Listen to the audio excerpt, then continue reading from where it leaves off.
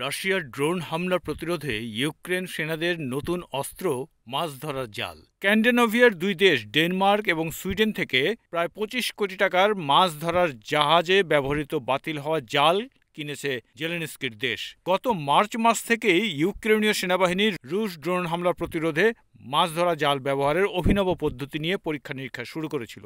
তা যথেষ্ট কার্যকর হয়েছে বলে বিভিন্ন সংবাদ মাধ্যম জানাচ্ছে।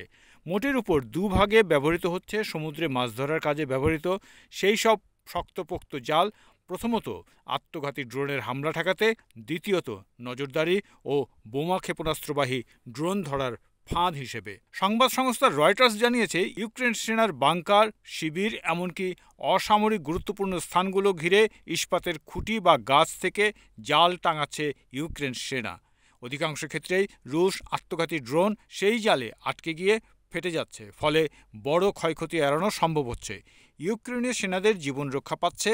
এছাড়া উঁচু গাছ বা শহরাঞ্চলের বহুতলে জাল টাঙিয়ে ড্রোন ধরার ফাঁদ হিসেবে ব্যবহার করা হচ্ছে। সামরিক ইতিহাসে যুদ্ধ পরিস্থিতিতে নতুন উদ্ভাবনের দৃষ্টান্ত রয়েছে অনেক। তারই সাম্প্রতিকতম উদাহরণ কিভেন ড্রোন শিকারী জাল।